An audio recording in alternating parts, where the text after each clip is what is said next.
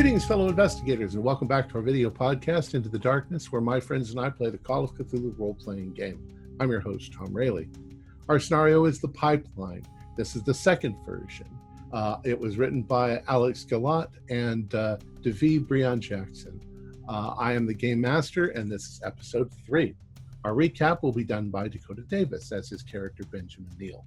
So without any further delay, let's continue our journey into the darkness. Dakota? Hello, this is Benjamin Neal, and I'm using this camera to document what's gone on the last couple days. I don't know what's happened. I'm part of XCon.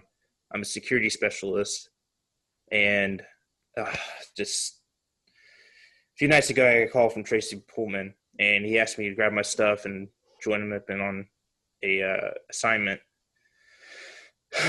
Just get to the point. There's a major crash. Everyone's dead almost. There's a few survivors. I guess Stephen Cross. I worked with him a couple of times. This kid DJ kind of knows his hand around the wrench and stuff. He's pretty cool. Then we got Joseph. He's a survivalist. He's actually not bad. He's pretty cool. He's a pretty good bud. However, this Harvey guy, kind of a pencil pusher. I don't care for them much. They're kind of, I don't know, all about money, doing stuff. Ugh. Anyways, we found some supplies, and then we made our way, and we found a pipeline from where our crash site was, and we started marching down, and oh God. All right, get to the point on this. We were going down, and on the pipeline, we found it. We found the pilot. He was like strapped up, and his guts were yanked out, and it was horrifying. I've never seen anything like it, and God. Well, while we were making our way, we heard. Well, we didn't really hear anything. I had the feeling something was watching us. I mean, I don't know. I thought my instinct was just to, just try to ignore it, pretend like there's nothing there. But I had a bright idea. I remember back my days in hunting. Why not I fire around that direction and see what happens? Usually if it's a deer, run off. So I'm going fired. And not even 10, 15 seconds later, something threw a 2-foot boulder rock right in our direction, and we had to make a run for it. I don't know if it was the North Wind. The North Wind is this terrorist organization that's been terrorizing possibly, and we just know their methods are not peaceful, and they're pretty hostile towards other people. We started making our way down the pipeline, and then we got to a crossroads between going towards the forest or going towards the pipeline. I, for one, thought we should take the shortcut because you can honestly just see over the hill where the pumping station was. So I decided to go with the group, and they decided to follow the pipeline around. As we were making our way, I kept getting that suspicion feeling that something was still watching us. And I don't know. And as we were making our way, we found a campsite. It was just right outside where the woods was.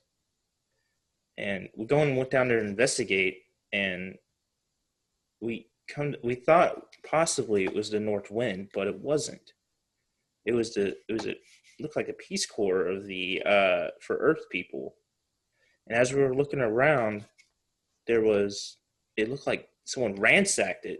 We have a suspicious feeling that maybe the North Wind might have done this. We went looking around, and we couldn't find any survivors. There was blood. There was gore. It was, don't even describe it. That's where I found this camera. And as we were walking around, Harvey, he found a survivor. His name is Bill. This is his camera.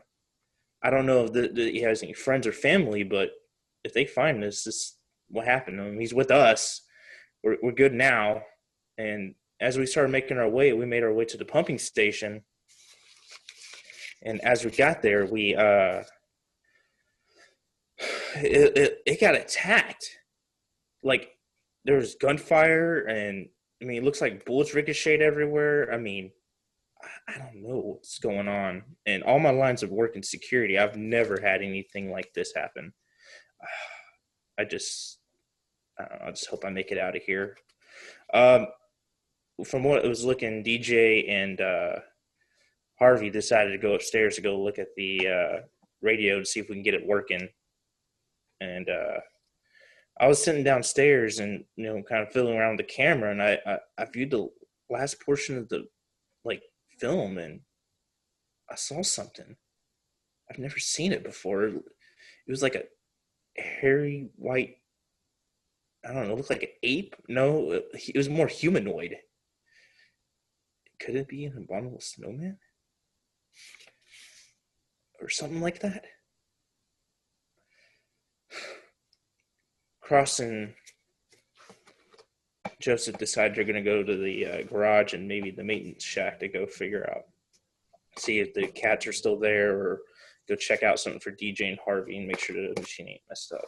So this is me signing off. I hope I make it out, and I hope everyone else does. That Harvey guy ain't that much, that bad of a guy, I kind of noticed, but yeah, still a pencil pusher, I say. All right. So, how are you all going to get to the maintenance? The machine shop. As I was saying, I was thinking that we were going to go to the garage, check inside the garage, see if the snowcats or any other equipment or vehicles are still functioning, and then from there go down the tunnel to the machine shop. All right. So you're going to walk out across the compound. Who's repairing the radio? All right. You guys are upstairs working on the radio. And very quickly, what you begin to realize is that some of the equipment's been damaged. It's been smashed. They should have spare parts, at least somewhere on the compound, because they always would. But you don't see anything directly in the room. There's some repairs you can continue to make, but if you don't find the necessary parts, it ain't gonna work. Oh, shit. Harvey, we're gonna need to find some parts. I ain't gonna be able to fix it fully without it. Yeah, but how about we should fix as much as we can, eh? Then we'll know what we have left to gather. I don't know about you, but I don't want to leave this room if I don't have to. At least for the moment. I need to calm down a little bit. Yeah. We'll wait. I'll see what I can do, and then, we'll look for parts. Hopefully, maybe Stephen and Joseph will find something useful. Well, they won't even know what they're looking for, probably. So We'll go looking there. But hey, before I went white collar, I was greasing machines and fixing things. So we'll be able to do good, and we'll figure out together what we need. Jesus, I didn't think you type got your hands dirty like that. You always got to start at the bottom, unless you're born with a silver spoon in your mouth. I had to work my way up just the same as everyone else. I'm just smarter than the average bear. Well, we'll see.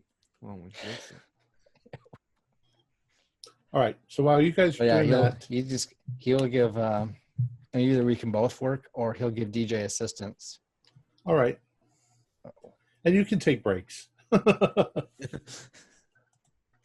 All right. So the rest of you, where is Bill? He's hanging with me. He's downstairs underneath where DJ and Harvey are. All right. So Tom? Yeah. One of the things Joseph would like to be doing during this time, it's in my nature to be looking out for what do I have to get ready for the next big oh shit moment. So I'm already thinking ahead. What if we can't get help? What if we got to hoof it out of here? And in the back of my mind, I'm like, I got to get I got to find a wool blanket. I got to find a rucksack. I got to find more batteries. I got to find flashlight. But I don't want to keep interrupting the flow of the game to gather that. How would you want to kind of play that out? You'll have to do it when you have time to do it in the game. Okay. All right. So go ahead and just call it out. Hey, I want to search around. Because I'd like to be openly watching for just that kind of stuff to grab it as I go, too. Okay. Yeah. Yeah, that makes sense. Most of that sort of stuff you'll probably find in the personnel building. Fair enough. Okay. All right. I'm sorry. Who's going towards the maintenance? Going to the machine shop. Who's going to the garage? Yeah. I'm going with him. All right. Stephen, you're going. Joseph, you're going. Benjamin, you're staying with Bill downstairs? Yes. Okay. And Lucas. I was saying I was freezing is you're upstairs. Okay. You're upstairs. Yeah, I can either assist him or make my own roll whenever we do it. All right. Helping. All right. So you guys go outside, and the snow is fairly deep, but you guys have already waded through it a little bit. It's 50 feet across to the garage. You've already walked by. You see that one of the doors is damaged, that it looks like it's been buckled out, and that there are obvious bullet indentations in the steel door.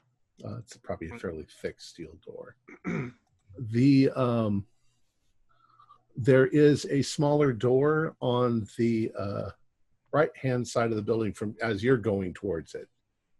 So if you look at the map, it's on the left-hand side. But you can also see that there are 4 large tanks that are on the I'm going to use directions on the west side of the building that are probably fuel tanks for fueling up the vehicles. The door to the building has been damaged. The small door, the small door. Is it so damaged that I can't open it? No, it's more like you can just pull it open and it's there. Are there any remnants of tracks or blood out here? After the snow, there's no remnants of tracks or blood. Okay. Open the door, slowly peek inside. Because it's damaged, the door creaks loudly as it opens, and there's sort of a bit of a cavernous echo, since the entire building is just one large open area. Sort of bring my 30-aught up to my shoulder and just keep it up and ready as I step inside. As you open the door, you can see a bunch of light switches, but there's no lights on at the moment. You also vaguely hear, just off in the distance somewhere, a hissing sound. And there's an odd smell in the air. The smell of like... Does it smell like propane? No, what it smells like is kind of like ozone. I don't know if that makes any sense. Or imagine that you've taken a pot with nothing in it and left it on the stove for a long time, and it's heated up, and it sort of has that foundry sort of smell to it. Acrid, sort of metallic smell in the air. So possibly a live wire. I don't know whether to flip the lights on or not. Can we see well enough to get through the room? Yeah, actually you can. You can see that there are vehicles in the room. All right. I'll step inside. I'm trying to remember. I have a flashlight, I think. Let me check. Yep. No, I do not have a flashlight. So I'll step inside and just start looking over the vehicles, see if they've been damaged. The first, the two vehicles are snowcats. The first one that you come to has it looks like it may have been in the process of being repaired because the hood is open and parts of it are missing, and but it doesn't look like they were torn out or anything. It looks like the thing was being repaired. Okay. The one next to it looks like it's in fairly decent condition. Oh, thank God. Found a good one? We got a snowcat that can work. How many people can ride on one of these? 3? Oh, you could easily put like 8 or 9 people in there. Oh, this is a larger vehicle. Okay. In fact, hold on. I was picturing like a large snowmobile. Oh, jeez. Yeah. Okay. Yeah, that's what I was thinking. Okay. Any keys in it? Oh, you gonna go check? I'll take a check. No keys. It's just it's a push button start. Ah, well, But it isn't just like a car. It's got other things because it's tractor. It's not that much different than a car, but it's a little different than a car. bloody hell. Well, we'll figure it out, I'm sure. Hop down. Well, that answers my question. We have a vehicle out of here if we need it. You can tell that the hissing sound seems to be coming from the far end where there is from the other straight forward through the room where there is a large maintenance elevator designed to go up and down. There's also a stairway going down at the far end of the garage. No, there's not. Yeah. Maybe if there was it's going up to the heliport. Maybe if there's a machine shop down there, they left a lathe going or a mill running or something, and it's just burning up an engine or something. Maybe that's the smell we're getting. There's a hatch. You walked in the door, straight across the back wall, there's a hatch with a ladder going down. Oh, well, I'm still going to check the elevator and see what that noise is about. All right, so what else do you see in here? Do a spot hidden. Spot the hidden. I hopefully spot the hidden with a 20 out of 65. I got a 39 under 40. All right. You notice that there is a wooden crate, and the wooden crate seems out of place, like they were boxing something up when whatever happened. There's some packing material on the ground. It looks like they were packing something. The box is about 3 foot, like a 3 foot cube. Like they were getting ready to ship something somewhere. Is it nailed closed? Or is there a latch on it? No, but there's the lid's not nailed down. The lid is kind of cockeyed. Well, look at this. And there's the words fragile are written on the outside, are stenciled on the outside. Fragile. Must be Italian. Whatever's inside might be illuminating. Let's move the lid and take a peek, shall we? Yeah. All right. You go over and you move the lid out of the way and you look down.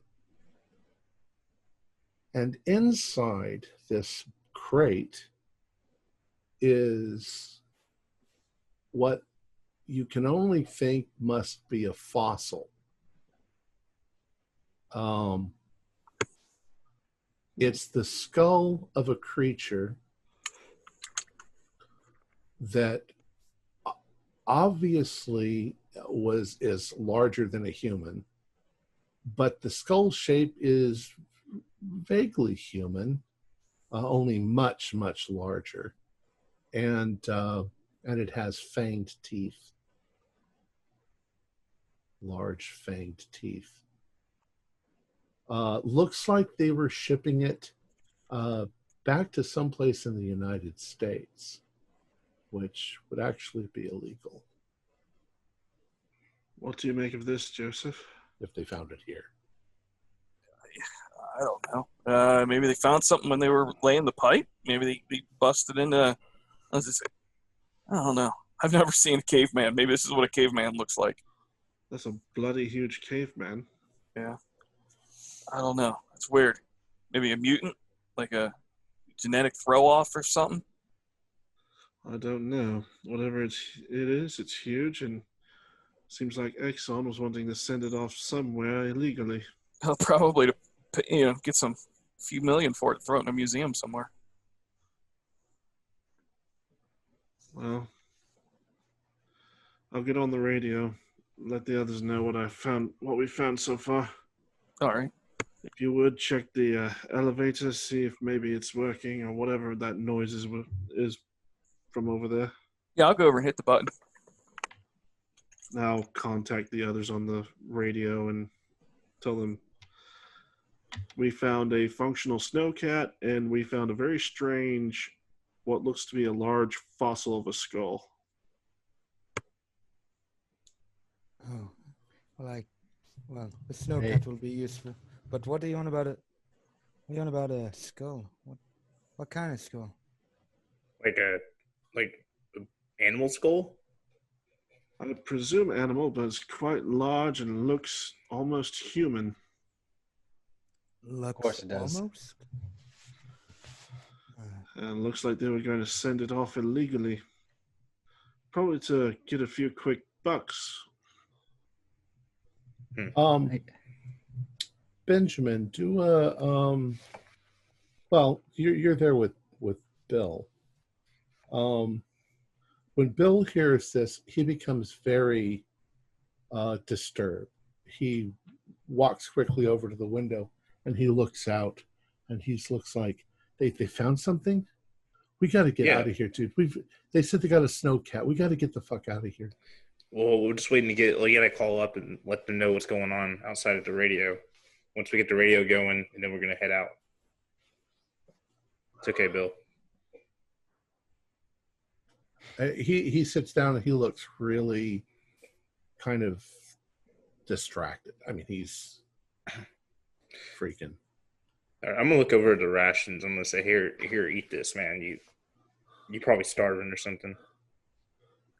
He takes it, and you see him kind of reach into his jacket, and he pulls out a flask and sort of looks at it, and then you see him sort of like, no, I don't need this. He puts it back, and he just eats what you're giving him. Okay. All right.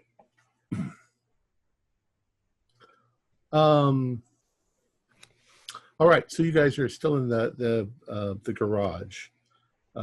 You go over to the hatch that leads down to the machine shop, or you could take the elevator. I was going to punch the elevator button Okay. just to see if it responds. It does respond, and it sends off a loud as it does it. Because it's big. You could literally put one of the cats on the elevator and lower it down to the machine shop. All right. As soon as it starts to go down, are you guys standing on it when it goes down? I just wanted to see if it would work. Okay. Yeah, if so Steve- it started going and then you turned it off again. Yeah, it works. Yeah, okay. Yeah, looks like it's got juice. All right, let's take a little trip down, shall we? Yeah, it seems like there's power to the building. You just never turned on the lights. Well, with that odd noise, I didn't know whether flipping on the switches was a good idea. So which one are you going to do? You going to go down the elevator, or are you going to go down the hatch?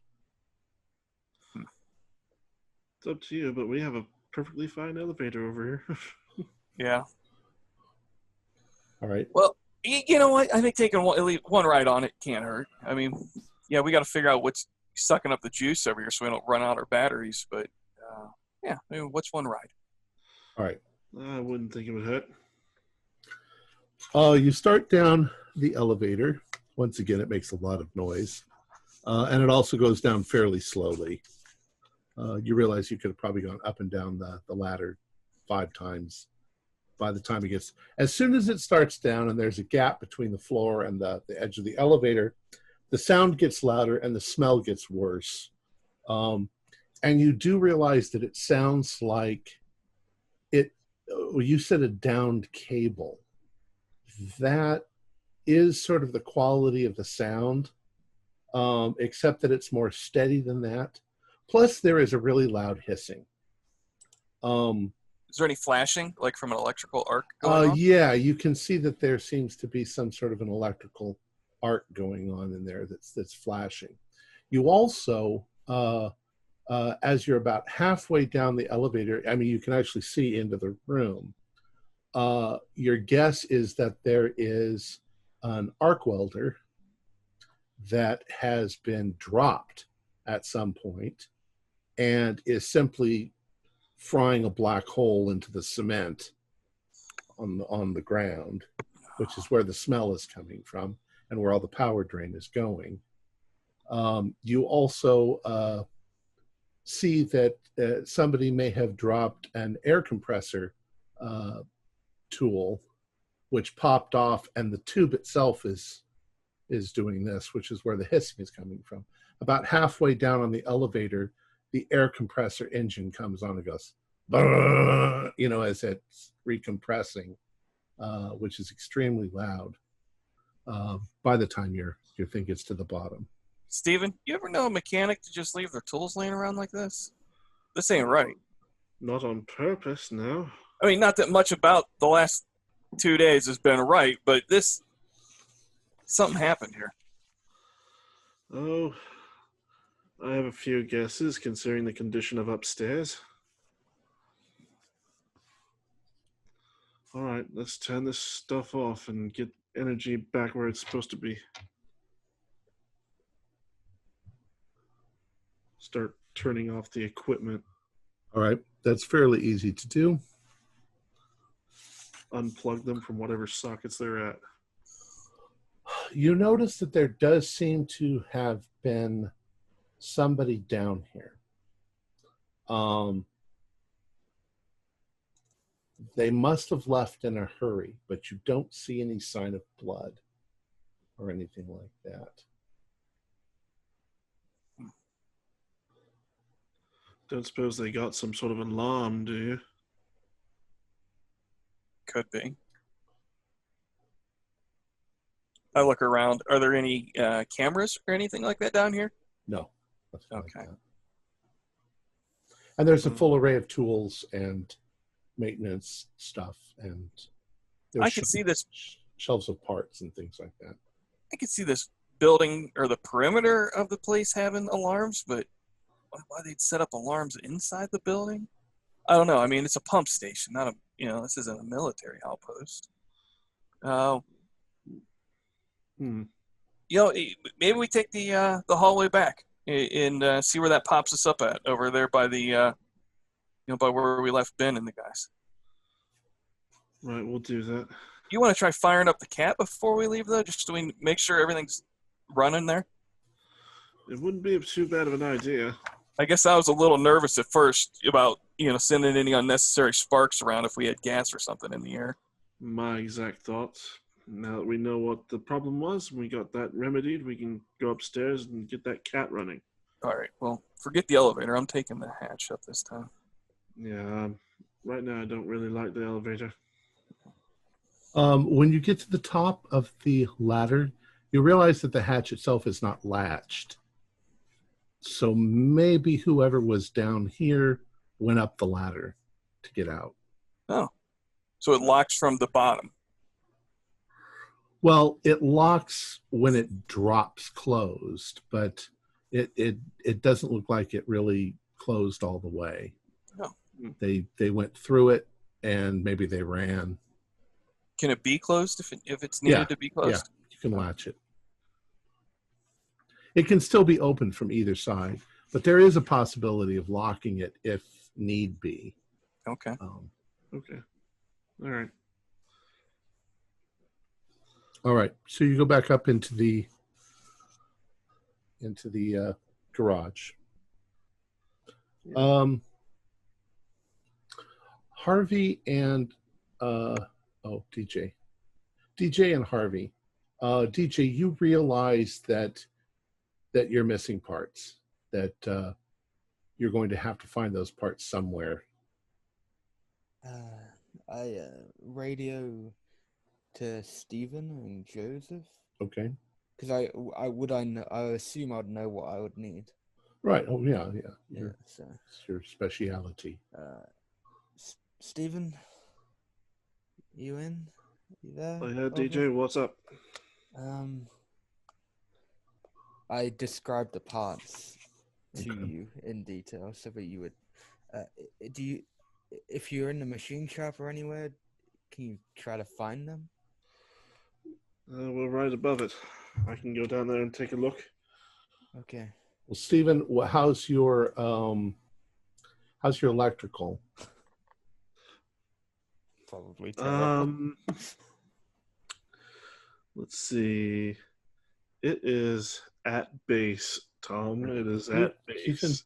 You can do a roll, or otherwise, what he just said to you is all just gobbledygook, and you're like, well, there's parts down here, but I don't know this from that.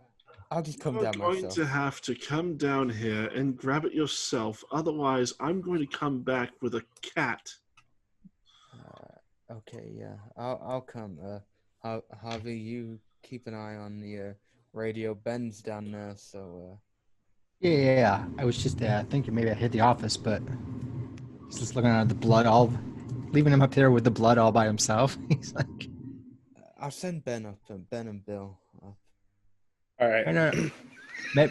Maybe instead we take a little walk together over to the other building. I don't want to be up in this room right now until you get back. Okay. Yeah. Why He's like following you down, like right behind you. Okay. All right. Weirdo. So the two of you are going to go over to the garage also? Yeah. I think DJ is. I am. Yeah. Oh, DJ is.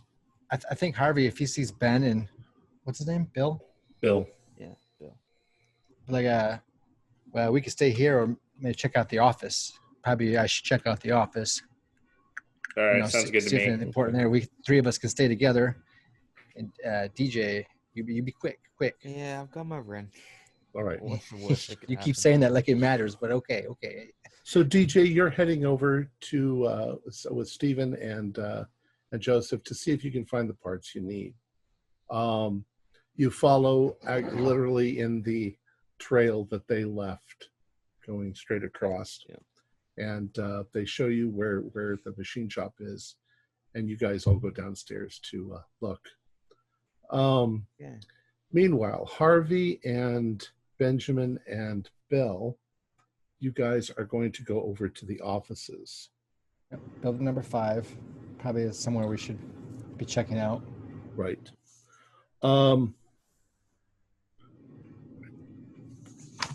to be clear, I mean, he doesn't say it out loud, but he kind of like allows Benjamin to go first, or kind of is like. Well, he's the security guy. Yeah. So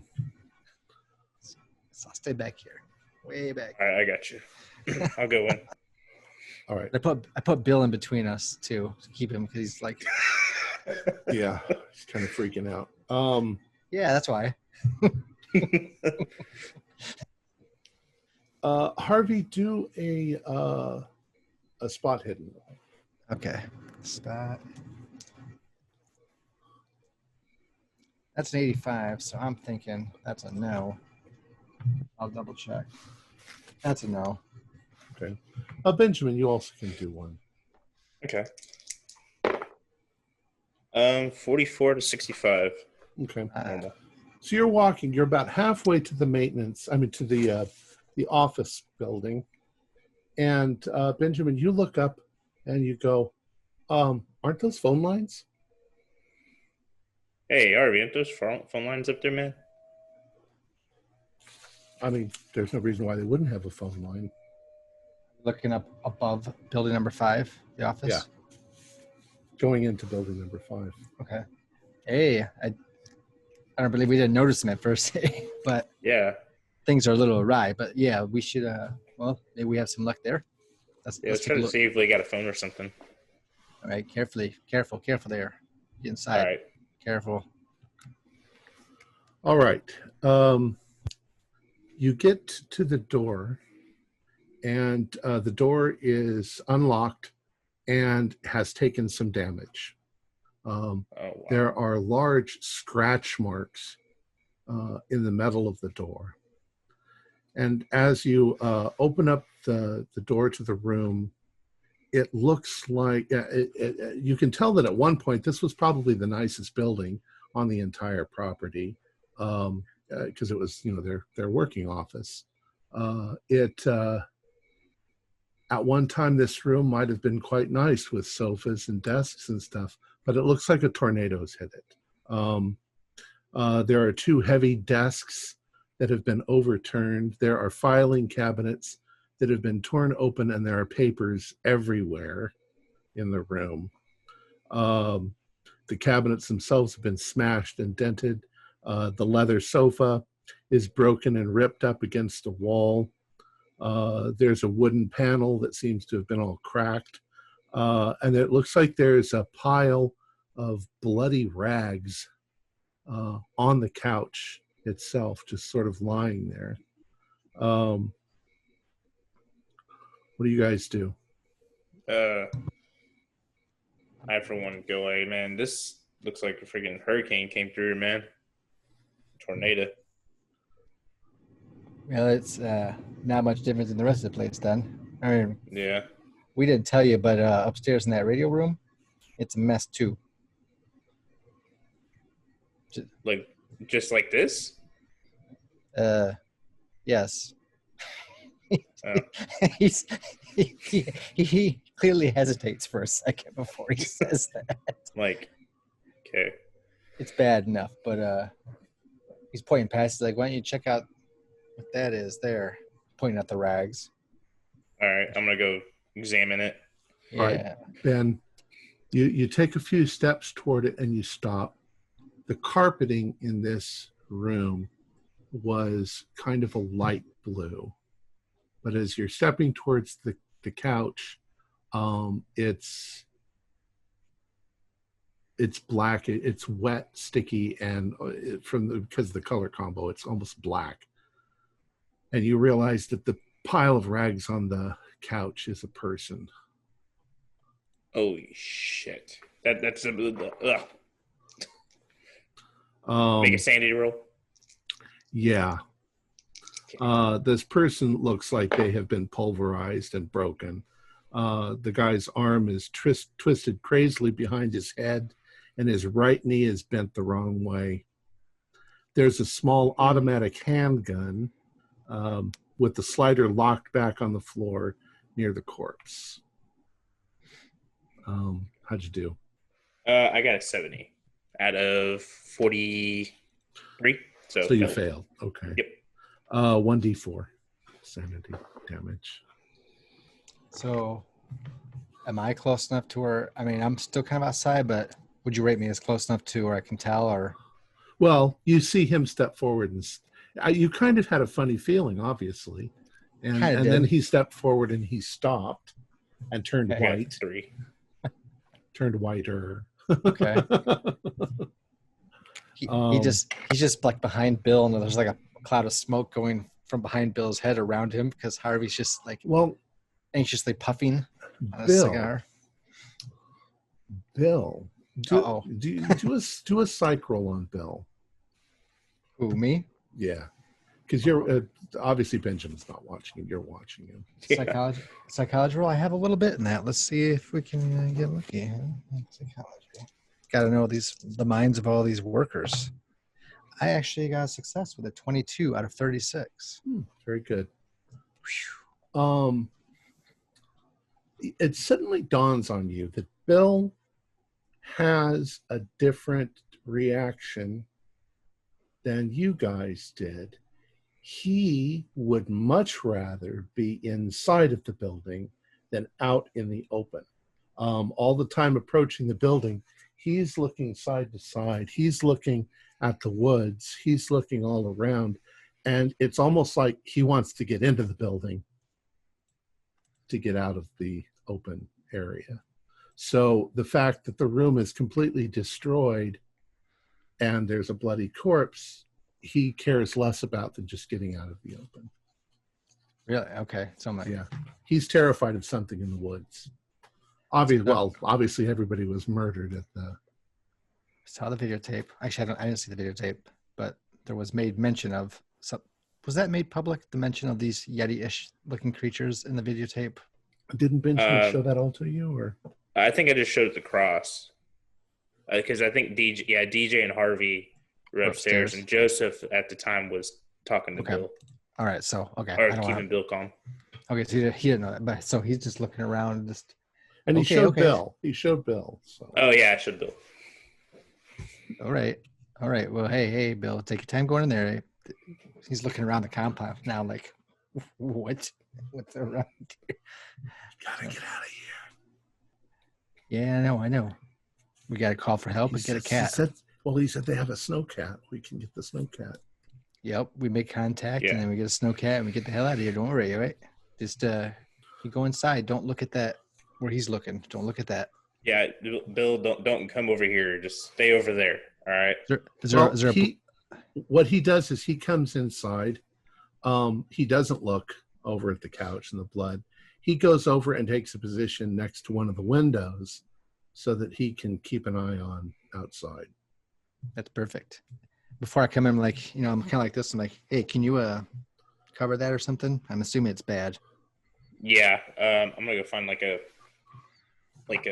blanket or anything that's in there I can just throw over it. So I was also going to ask, that rifle that was there, does it look like it's functional or no? It's not a rifle, it's a handgun. It is it's a 38 automatic, but all of the bullets are gone. It's been completely, that's something. Do a spot hidden. I got 28 out of 65. Okay. Hard. You notice that your impression was, as this guy was dying, he was trying to reload, and he dropped the extra cartridge or whatever they are, and it's right underneath the couch. You can see it lying, under where his hand is draped, hanging off the couch. So yeah, you can grab those bullets. Okay, I'm gonna grab those and that, and I'm gonna say, first I'm gonna go to Harvey. Harvey, you had your gun, right? DJ only has his wrench, so if we see him, we can give him this. He goes, well, I only have this little 22. Does it do much? I don't know. Would you really trust DJ with a gun after the freaking out that he's done? Remember the pipe line? Well, you told me earlier he was pretty good with a handgun, but I mean... Well, that's fine. It's fine. I just said I would be more than glad to hold on to it. I mean, I can't shoot anything with this rifle, but that's your call. Your security. He didn't know how to use a shotgun, so that's my concern. Exactly. All the more reason to allow me to hold on to the 38 for now for safekeeping. I can always give him my 22 if he needs something. That's fine here. I got my shotty, so I'm good. So we'll all be armed if the freaking north wind come out of nowhere. I think Harvey makes himself feel better just because he has a gun on him, like a handgun, even though it doesn't really matter. But all right. 38 auto. In this office, in this bottom part of the office, you don't see any phone lines or phones. But there are stairs going upstairs. You want me to go check upstairs, Harvey? So there's nothing of note down here. Are you going to do a spot hidden? Are you going to look around the room throughout all the garbage? We're in the main office, right? You're in the main office on the ground floor. Yeah. He goes, yeah, why don't you check upstairs and I'll go check the restroom and everything out. Well, I still don't know if it's a restroom or not, but You make sure upstairs is clear. I'll just go check over this little room and then I'll join you. All right. And under my breath, you're probably gonna. I'm not sure you're really listening or not, but Sure. Goddamn pencil. Sure. Probably. You go to the office first, and then when it's safe, I'll come up. Yeah. Harvey, you go to that one little room, and it is a restroom. It looks very typical. It's got white tile, stainless steel fixtures. There is a small shelf with some toilet paper and cleaners and sponges and a plunger and some lilac air freshener. That's pretty much it. It seems to be completely untouched. It's actually the nicest, cleanest room in the whole complex is the bathroom. Right. Perfect. This is Harvey's new backup spot in case he's got to run away and get in the fetal position anywhere. Okay, but after that, he'll probably use the bathroom because by now somebody's got to pee. Actually, he probably does, and then he's reloaded the gun. He'll probably do that. Probably take a deep breath of fresh air, even though he's got a cigar still burning like a quarter amount, and then he'll follow upstairs, after a couple of minutes after Benjamin's already gone up there and everything, I think. Okay. Will is down here looking out the window. Okay. Did you want to look around at all through the yes, the entire room? I mean, there's stuff everywhere. I guess I didn't think, because there's papers and duh. Yeah, you're right. So all the papers and all the important stuff, he would probably start looking and seeing what's important, what's not, if there's anything he needs to know. All right. Do a spot hidden for me. Oh, my favorite. Where are you? Okay. Should put something into that, maybe. Nope. Not happening. All right. So you look around. You don't really find anything. Bill seems obsessed with outside. And Benjamin's walked up the stairs. And then you're going to follow him? Yeah, after a couple minutes probably.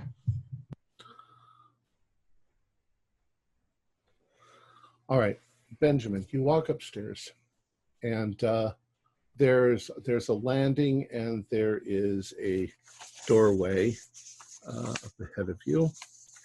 You open it, and there is the main office.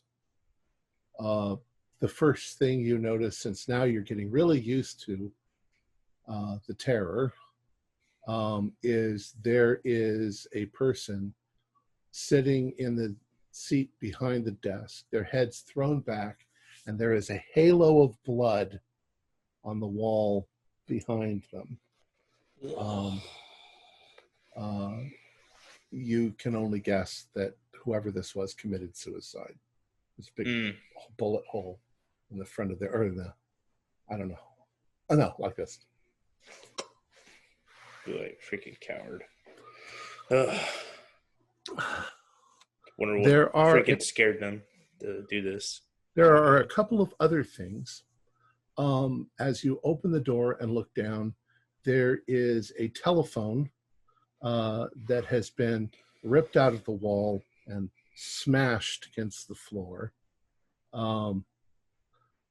There's some general disarray, but one thing that catches your eye, because you can't help but it catch your eye, is there's an answering machine on a little desk in the corner, and the light is blinking. Okay.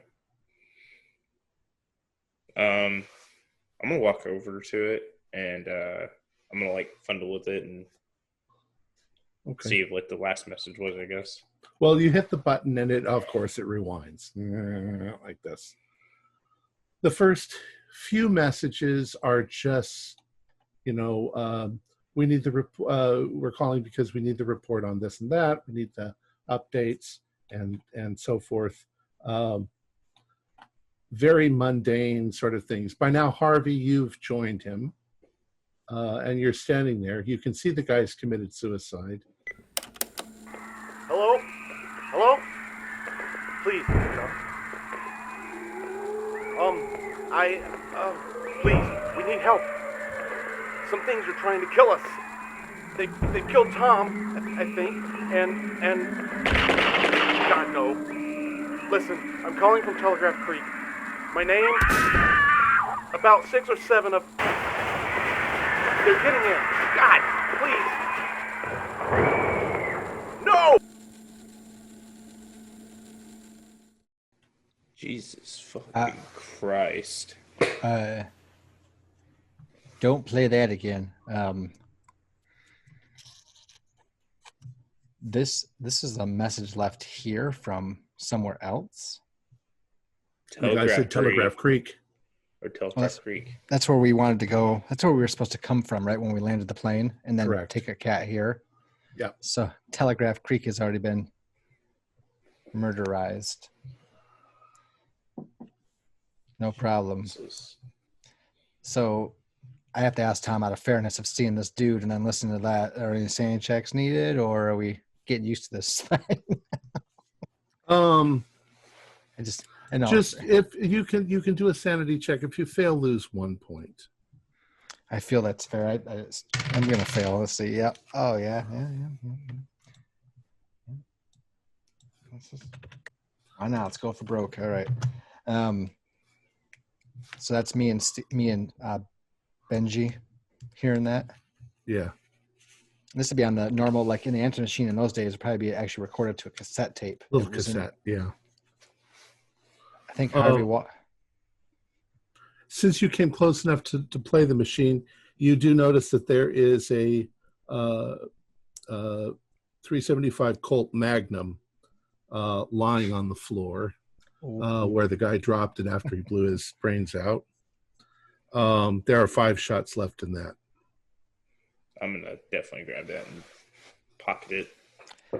When he bends over to grab it, Harvey hits the eject of the cassette and takes the little answer machine cassette tape out of there and pockets it. Okay. Yep, that's bad if that gets out. Yep. Tucks that away. He probably did it while I wasn't looking either. I'll be like thinking it's still in there. Yeah, I don't know if he tries to hide it, but as you bend over, he just kind of looks at it and he's just like, okay. So I guess he wouldn't necessarily try to hide it. You could probably notice it, maybe. That's up to you. Probably not. Guys, also, now that you've come into the room and changed your perspective, you can also see that he had a computer on his desk. It got shoved sideways, and it's lying on the floor. It's not on, and it doesn't look like it's broken. But it's... Oops, sorry. But yeah, it was shoved off the table. That could be important. So you think any useful information on that thing? He's already like picking it up, setting up. He's like, well, we're gonna find out. He goes, that tape, all this stuff. If it's important, I take it with us and not leave it here because no one's coming back here for a while, you know. Yeah. Hope we get that radio up. But now I'm even more concerned that like our destination got attacked. So now I don't know what we're gonna do. We might have to just make a wide trail around there on our way back through. We'll figure that out later. Just look around for more useful items, I guess, and make sure Bill's okay. I'm gonna start this up and see what I can do here. Okay. All right. I'm gonna probably look around more thoroughly from where I'm at. All right, Benjamin, do a spot hidden roll. Nope. 88 out of 65. All right. Yeah, you don't find anything interesting. Harvey, do a luck roll. Whoops. Where'd my character go? There you go. Luck. My specialty. That was sarcastic. Definitely not. Nope. I get a psych roll. That's all I get tonight. Okay.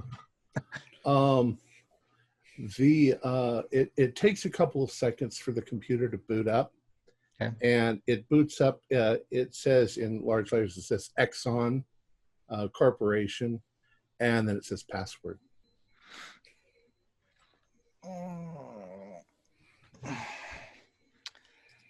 I will try the pipeline and Exxon, and actually, I'll go ahead. Well, you try those sorts of things, and your luck roll says you didn't. You're not Okay. able to do it. I would hate to check on this dude's body, but I'd check to see if he has anything useful or if there's possibly a password written down somewhere in the desk. Somewhere in the desk. Yep. Do a spot hidden for me. That's where you're always supposed to put your password. It's nearby in the desk. No. Not gonna happen. You having trouble there, Harvey? Need a password to open the damn computer, eh? And I can't find the damn password. I know a little bit about computers. I can probably take a look at it for you. All right. And he whips out his dossier and makes a note about you as he steps aside. Like, yeah, computer is useful. All right. Why don't you may make a roll. Do a roll for computers. Do a luck. Oh, yeah, you can do computers if you've got them. Yeah. I didn't think of that. I always forget computers on there. 27 out of 30. All right. You fiddle around with it for a while. You can't get the password, but you think, maybe it was something that meant something to the dead guy, and you realize that there's a picture face down on his desk. When you look at it, it's of him, you assume his little girl. Just by luck, you open up the frame, and written on the back of it is Emily at 6 years old. You try Emily, and the computer comes to life. Back then, they didn't have long passwords. Nobody would ever guess Emily. Nope. All right. Most you realize that, he gets a lot of emails back and forth.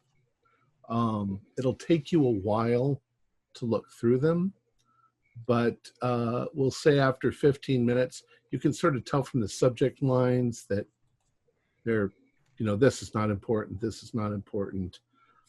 Most recently, or more recently, you run across this. Is this who? Both of us? Well, this is Benjamin was doing it. Okay. So you're looking over his shoulder. Yes. Yes. Oops, let me minimize some stuff. Can you see that? Yeah. Yeah. Go ahead and read through that. Okay. So it says, from Daniel F. Waters to Roger M. O'Connor, Monday, September 2nd, 1985. Unexpected delay. Mr. Connors, while working on the construction access road north XBC pump station 31, there was a landslide that uncovered a large cavern. The construction crew explored the interior and discovered what appears to be some sort of ancient stone structure. Geologist Matthews informed me that it is likely covered by a previous landslide. Matthews is reluctant to say when this might have happened, but it looks like as it was before the last ice age over 2.6 million years ago, but he was quick to point out that this is impossible and will require extensive archaeological study to determine its age for certain. The transcript follows from my discussion with Mr. Matthews regarding what he saw in the cave. The structure was close to 80 feet tall and looked kind of like a, what's that called? A ziggurat, but split down the middle with a ring of stones in the center of it. Jesus, from Walters. Matthews, I don't think so, Dan. There was bones, human bones. I swear it. Dan, there were dozens and dozens of skeletons everywhere, and the skulls, they had holes in them, Dan, as if something drove a railroad spike into them. Walters, who else saw it? Just me, boss. I wanted to make sure that the cave wasn't going to come down on someone. From Walters, good. Matthews, Dan, there was some kind of altar in a circle. It had iron rings at the corners. I think from Waters. I don't want to hear it, Jim, and I don't want you to mention thoughts to anyone. For Matthews, there's something else, Dan. Waters, what? There was some kind of animal skull, a big one. It wasn't far from the opening, so Walters, you didn't. Look, I wasn't. I mean, from Waters, don't worry about it. What's done is done. Did anyone else about the road crew see it? No, they're downstairs now. I don't think to keep them quiet until I checked with you. Good. I'll talk to them. In the meantime, I want that item crated up in the garage before the inspection team gets here. That gives you about an hour. Matthews, I'm on it. Please advise as soon as possible from Dan Waters, manager, Expo, Pumping Station 31. Right.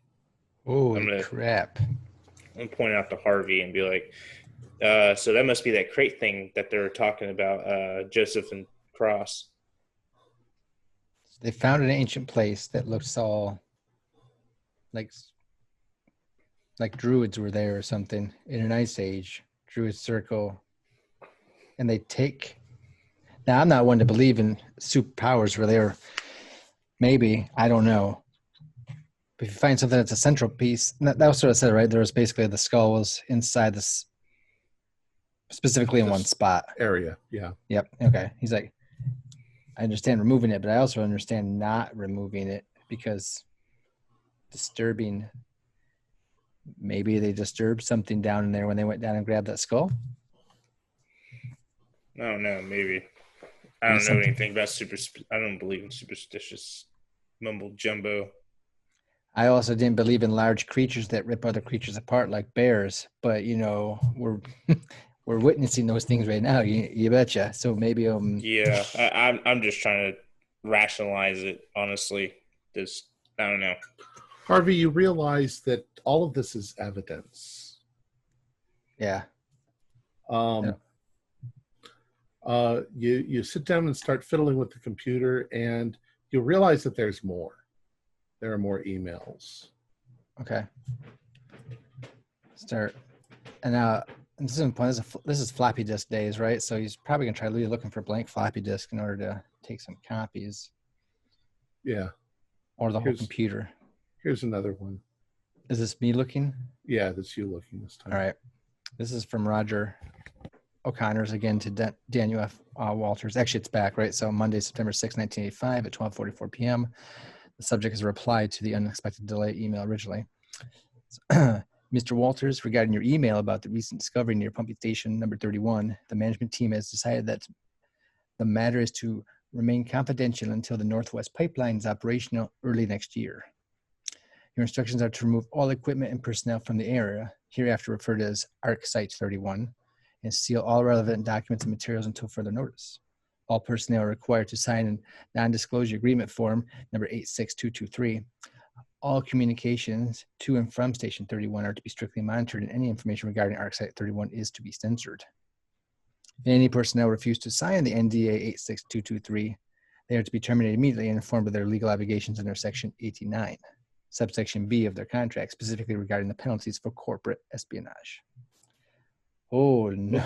Sorry. This isn't just oil we're pumping about now here. That's the end of the letter. Oh, if you have any questions or require any additional personnel or equipment, do not hesitate to contact me immediately. Roger O'Connor, Northwest Operations Manager. Then another one you find. Sure. You want to read this one too? Yeah, please. From Roger O'Connor back to Daniel F. Walters, Monday, September 12, 1985 at 9:36 a.m. Subject replied to ARC Site number 31. Mr. Walters, I have been informed that the recent media leak regarding ARC Site 31 was the result of a letter postmarked from Telegraph Creek, BC, Canada on September 10th, 1985. This could only have been done by one of your people. We expect this matter to be investigated immediately and the individual dealt with as per our previous email. While the matter has been contained for the moment, we cannot afford any further leaks regarding this matter. Roger O'Connor, Northwest Operations Manager. And the final one. From Daniel F. Walters to Roger M. O'Connor, Monday, September 13th, 1985 at 11:55 a.m. So a little bit later. The subject has replied to leak as the title. Mr. O'Connor, after questioning station personnel and examining our records, I'm convinced the leak was not one of our people. And as I'm sure you're aware, the distance to Telegraph Creek from Station 31 is more than 20 miles, which would be impossible to reach on foot in a reasonable amount of time, and all vehicles were accounted for during the week when the letter was supposed to have been sent out. We have reason to believe that there are members of Earth First in the area, and it is possible that they leaked the information in hopes of delaying the pipeline startup indefinitely. I would like to request security personnel to deal with this situation. Dan Walters, Manager, XBC Pumping Station number 31. I'm making floppy disk copies of this if that is a possibility. I'm not sure if it is or not, but evident. Yeah, I'm sure. Yeah, you've got the computer's way too big to take at this point, right? And then you probably find a way to destroy the computer. I got the cassette tape. I'm making copies of this. I'm like, now I'm not looking. You're like clicking delete all files and. Well, Benjamin, I mean, he didn't really. By the time he was realizing what he was reading, you were probably already there reading all of it as well. Yeah, probably sitting right there reading it too, or alongside you, but not really like, okay, well, there's this mumble jumbo about this skull, and then there's, possible creatures. I'm not going to believe there's some supernatural. There's just animals, and it's easy to take care of animals. You just got to put it down with a bullet. Does it say anywhere in all this information, Tom, of where this cave-in was, where this site was? It didn't. It said near. Well, we're gonna keep a lid on it here, okay? Because this is some really serious stuff, at least according to Exxon. So, I mean, between me and you, we don't tell the others unless we absolutely necessary, eh? Hey, I'm just in charge of watching and trying to secure things and make sure people are taken care of. As long as no one's not getting hurt, that's all that matters to me. I don't really give a damn about the company right now. I think people will be less likely to get hurt if we don't go flapping our gums at them about all this stuff that we just we found out here. And he's packing the floppy disk next to the cassette tape on them. So let's just keep it under our hats for a little bit, and we'll tell them when it's appropriate. That's fine. Now, what I think is important is maybe we can find out together, but where this little cave-in area is, because it might be important that we know where it is. So let's keep our eyes peeled for maybe some information on it. That's about it. I'll keep an eye out, I guess. All right. DJ, you find almost all of the parts that you need, but some of the critical components, there are places for them, but they're all gone. And the only possible explanation was that somebody grabbed them and ran. Because there's no way that they could have gone through like 6 or 8 of these things. It's a new station. But the box is missing. Damn You it. can see the dust where it's at. We're gonna need to find that shit. It's gotta. Wrong, It DJ. could have gone. Well, there's some parts missing, but this is a fairly new base, so there should be plenty of parts. And it seems like there's something missing or something. Like someone may have taken it in a hurry. Look at the dust marks, and it kind of gone too far because honestly, I don't think anyone was getting out of here too far. Whatever happened to it? Possibly not. So what do you guys want to do next? Do you absolutely need those parts? Well, if we want to fix the radio, yeah. Then I guess that's our next objective, isn't it? It's gonna be like finding a needle in a haystack. Well, first off, I want to see if I can get the snowcat to run. If it's not running, then there's no point in looking at that as a last hope. Well, I can check it. I'm pretty good at that stuff anyway. All right. Right. Fuck. Let's We check really the need those snowcat and parts. then we'll go on our search for the little parts and pieces that you're missing. You go back upstairs and you try the cat. It does start Okay. without much difficulty. Okay, we got a working cat. I can Glimmer of hope. definitely. I know my way around this kind of vehicle, so I can probably drive it. Can you take a look at it and make sure it'll get us somewhere? It's not going to break down on the way? Yeah, I can have a quick glance over, make sure everything's in order. I'm not even But sure how to check the fuel in this thing. Yeah. So it'll take you maybe an hour to do a complete maintenance on it, but to make sure it's in good. It looks like it's in fairly decent condition. But what are the two of you going to do while he's doing that? Well, we found out we have our vehicles ready, and we found the machine shop.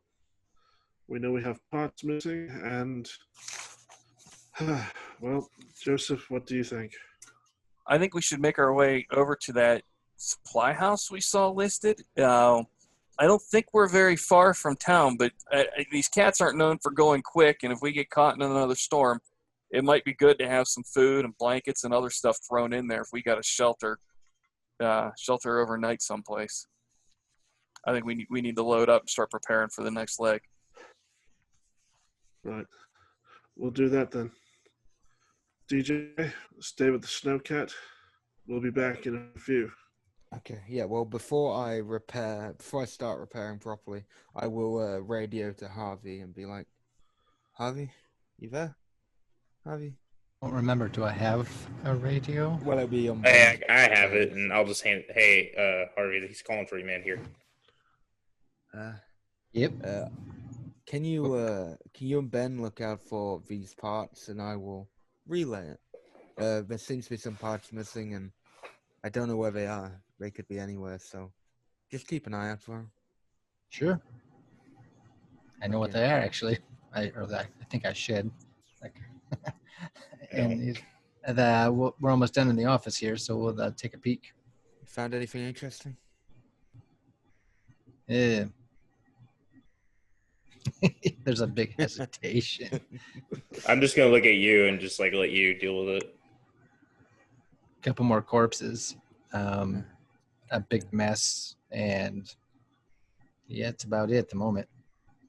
Okay, well, I'll leave you guys to that. I need to start doing a full check on this snowcat. Yeah. So. All right.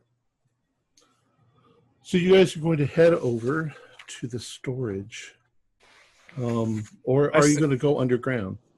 Why don't we do that? That way we can take a peek over at that engineering building on the way through there. That works for me. All right.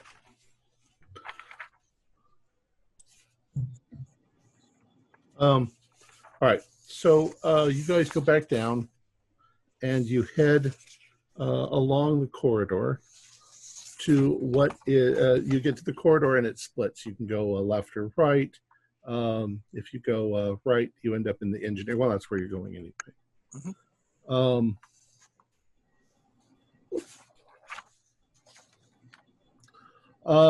You come into engineering. It's just there's no door. It just the tunnel goes right into it. It's literally the heart of the station. There are giant boilers that supply heat and power to the facility. There's a giant electric generator which is making noise. It's producing a constant hum. It's loud enough that it makes hearing in the room difficult. This big, powerful generator. On the far wall, there is the bulk of the pump machinery that drives the main turbine for the oil pipeline. Of course, it is not working. It is not operational. But other than that, the room looks fairly you don't see blood or gore or bodies or anything like that in here. You want to just continue on? Yeah, we don't really see any cache of supplies or other parts or anything in here. Not in the engineering room, no. Okay. Just a lot of machinery. You go through the door. into the cellar storage below the storage room.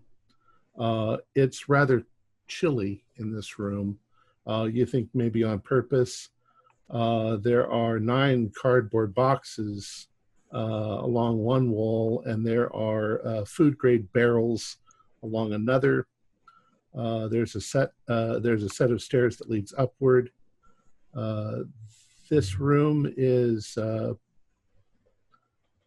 obviously refrigerated a little bit because it's colder than the engineering room, and doesn't really seem to have been bothered much at all.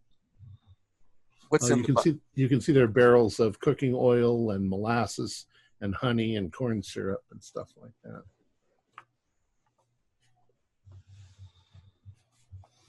What's in the 9 boxes? Are they labeled on the outside? Like, do they say Nabisco or something on them? Let's see, 9 boxes. It just says 9 boxes. So yeah, probably foodstuffs and cereal and okay, and things. I'll figure like out a that. way to carry this out of here. I guess we could lug the boxes back, but it'd be nice to just find some bags or something to throw it all in. Maybe upstairs? Yeah, maybe upstairs. Can find a good bag, fill it, and then we have a surprise. Yeah, it'd be good. It'd be nice if we could find a couple of rucksacks or something. Make it easier to carry it all around. Right, onward and upward then. All right. You go up into the supply room. Now you can see you're coming up the stairs. There are also more stairs going up higher. So there's an upstairs to the supply room. It's quite plain. There is a large roll-up garage door on one side where they can bring in supplies with a truck or hand truck. There is, in fact, a hand truck. You know what I mean? A dolly. Yeah, one of those big dollies. Sure. This room is around 65 degrees. That's 18.3 degrees Celsius. There are CO2 fire extinguishers scattered around the walls. There is a large cabinet with firefighting gear. And there are 4 emergency lights on the ground floor. Let's see, the pallet jack, that's what I wanted to say. You can see that there are signs next to the tunnel leading back the way you came that says Cellar Engineering Water Recovery and Machine Shop.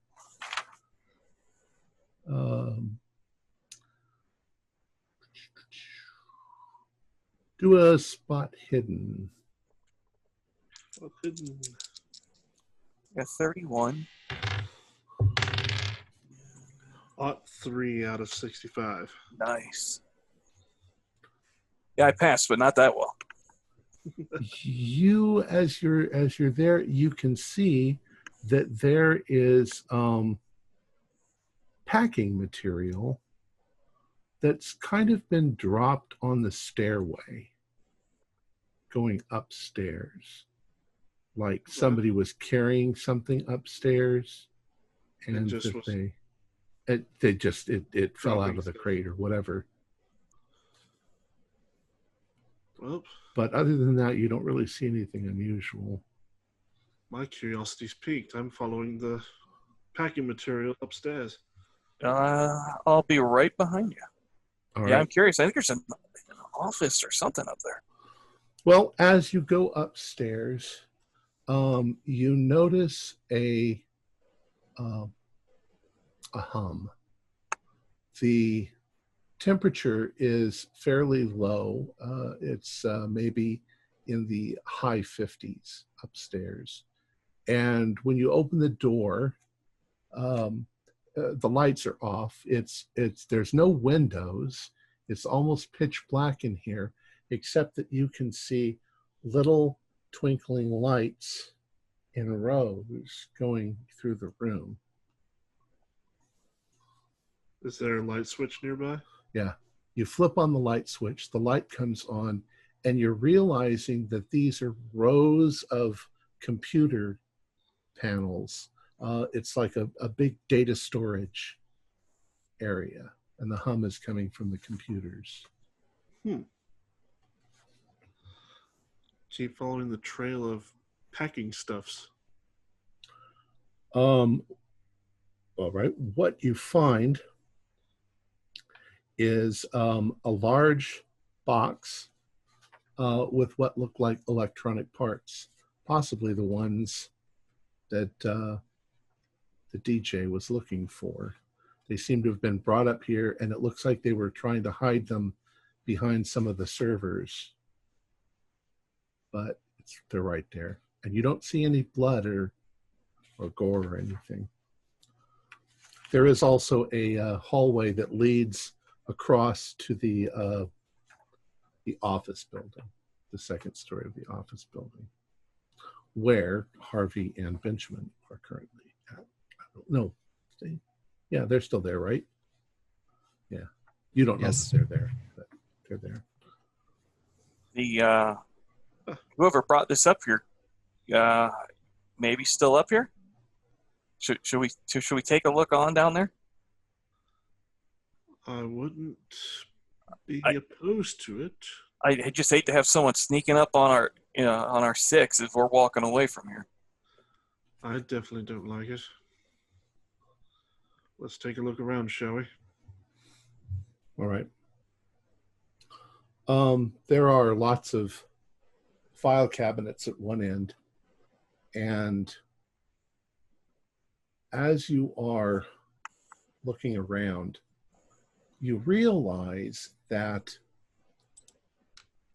some of the things, well, there's a couple things you realize. Some of this has been arranged so that it cuts off a corner of the room. The other thing that as you are moving towards that area, you can distinctly smell something awful. Smells like feces and sweat, like a really bad restroom or a locker room that's never been cleaned. It's god awful. Oh, so much shit up here. Hello?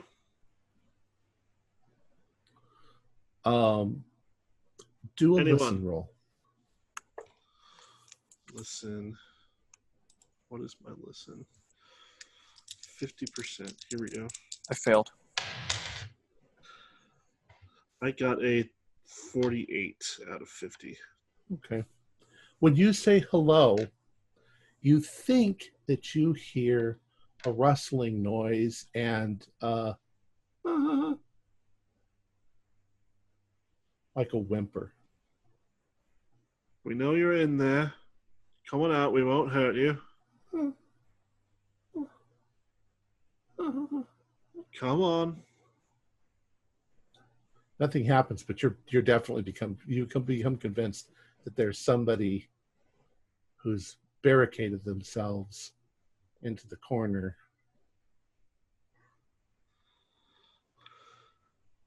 We're not alone. No.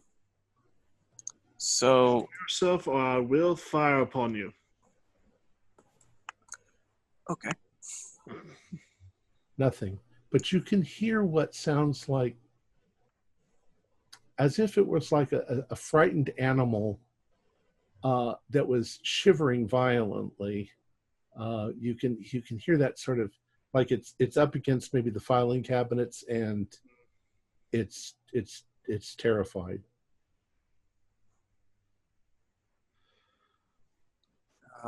I don't feel comfortable getting close. We're well. Whoever's in there is probably bloody scared. Maybe we let Harvey know one of his crew's still here. Yep, let's get them up on the radio. He didn't really know these folks out here, though, did he?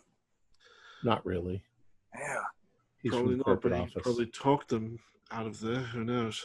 Yeah, maybe somebody they recognize as an authority figure. It might work. Hey, Harvey.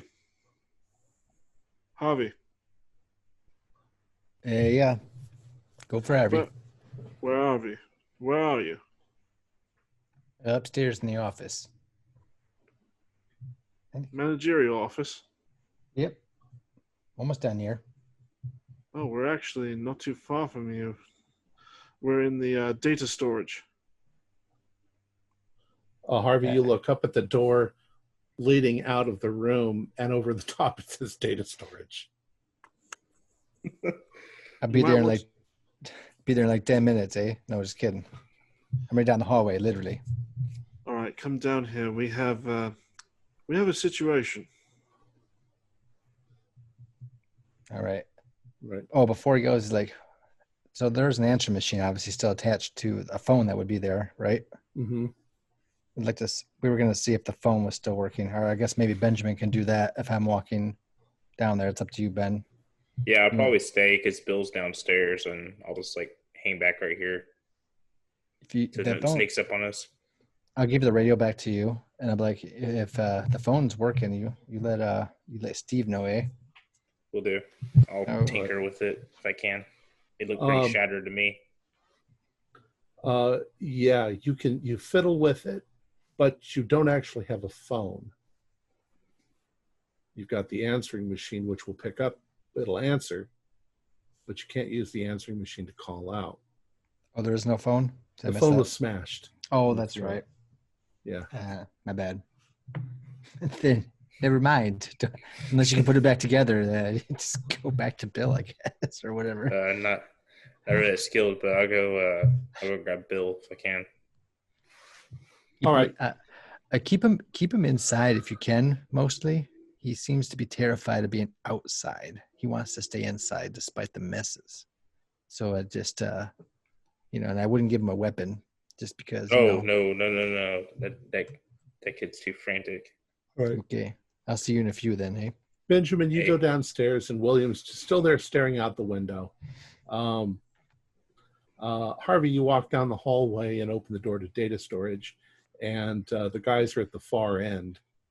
You can smell, yeah, and they're pointing at Hey, the restroom's downstairs. You don't have to be doing that sort of thing up here, eh? Thank you, Harvey. Look.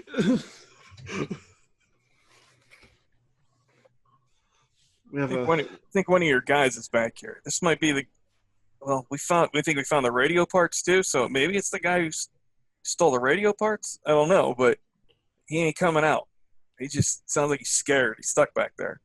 You're the boss. Thought maybe you could talk him out. Yeah, that's right. Lights up another cigar. He's looking at his pack. There's only a couple left. Lights up like, yeah, sir, madam. Should be lighting that in here. It's fine. He has no clue if it is or not. He just says it. He's like, Harvey Thatcher, PR for Exxon Corp, and the person you want to talk to about getting out of safely at your service. Might I have you come out and talk to us, fine gentlemen? We have food, water, shelter, safety, guns too. No response, but you can definitely hear that there's somebody there. For some reason, you think it's a guy. I look at one of them like, does anybody have a flashlight? I've lost mine. Well, the light's on in the room. Oh, is it? I guess I'm picturing it dark and creepy, just like you'd have to kind of climb up and look over the filing cabinets to see the cubby. He gets out his new 38 auto, and just has it in one hand like he's Bond, and How'd you get that? Doesn't matter. Whatever. I look back at him like, we got a lot of things to catch up on later. First thing we do is we need to find some non-disclosure agreements so we can all put a little signature on it. I'll tell you later. And then he gets up and he just kind of. Okay. When you do that, there is a guy He's lying fetal position on the floor. And when he sees you poke your head up over, if he could somehow magically flatten himself into the corner of the wall, he would do it. In terror, he is like this and shaking violently. You can see that he's soiled himself, probably multiple times. The floor is also completely littered with food wrappers and little juice boxes and everything. He obviously grabbed a pile of them, and he's been hiding here, but he's not staring at you. Somehow he sees you, but he's not looking at you, and he's just freaking completely terrified. So like he puts He's the gun also up- wearing a tie-dyed shirt with Earth First written on it. Oh. Well, he just lost all importance in my eyes, but whatever. Okay. Shit. Maybe we can. I threw in the tie-dye. Just for you, Fred. Thank you. Yeah, you said that, and I looked down. I'm like, wait a minute. Tom trying to catch me not paying attention. What's going on here? Wait a goddamn minute here. Ari's like, okay, all right. See, I'm putting it away, sir. Oh shit. Earth Maybe first. Bill. I'm Bill. like, he takes a huge drag on the cigar because it stinks in there, and he just blows the smoke down the area on the guy and everything. Maybe it'll snap him out of it. And then he's fishing for some water and some food on him if he has any. If not, he'll ask for some from the other guys. But he just like, Where's Bill and Ben at? They're still together, right? They're downstairs. down the hall there.